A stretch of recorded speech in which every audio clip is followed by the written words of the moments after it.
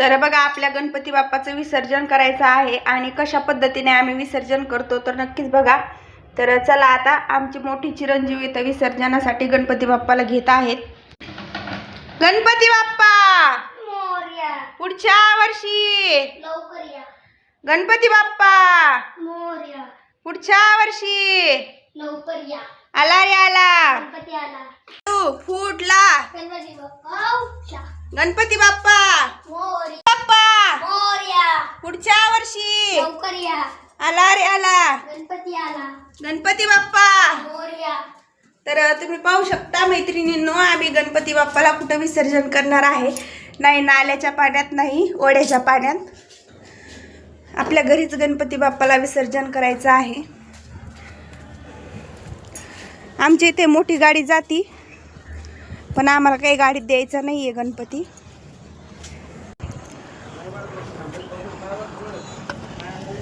किती छान सुरेख बघा गणपती बाप्पा आपले।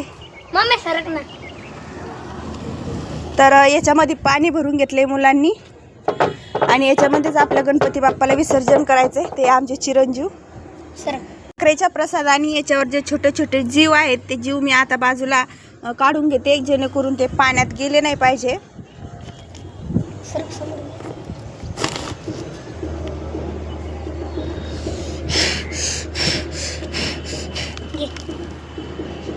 घेऊस मांग पडशील।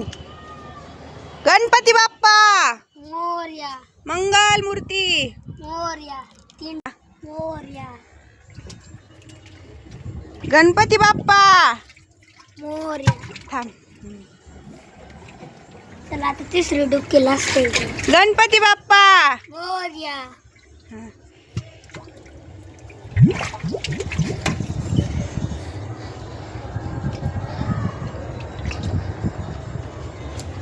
ते पाणी नाही भरेल। थांब।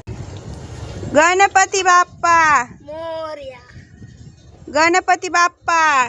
मोरया। तर बघा अशा पद्धतीने आपल्या गणपती बाप्पाचं विसर्जन झालेलं आहे, एकदम स्वच्छ पाण्यामध्ये, नाही नाल्याच्या आणि ओढ्याच्या पाण्यामध्ये। तर गाडीमध्ये गणपती आपला दिले गणपती बाप्पाला तर मुलं ना वरतूनच फेकून देतात, तसं काहीही केलेलं नाही आम्ही। व्हिडिओच्या माध्यमातून आम्हाला माहिती झालं, त्यामुळे आम्ही असं गणपती बाप्पाचं विसर्जन केलं। कसं वाटलं नक्कीच कमेंट करून सांगा। तर आपल्या गणपती बाप्पाचं विसर्जन झालेलं आहे आणि हे विसर्जन झाल्याच्या नंतर जे काही आपले गणपती बाप्पाचे जे त्याच्यामध्ये आपण एक झाड लावू शकतो घरच्या घरी आणि गणपती बाप्पा आपल्यासोबत राहतात। तर गणपती बाप्पा मोरया।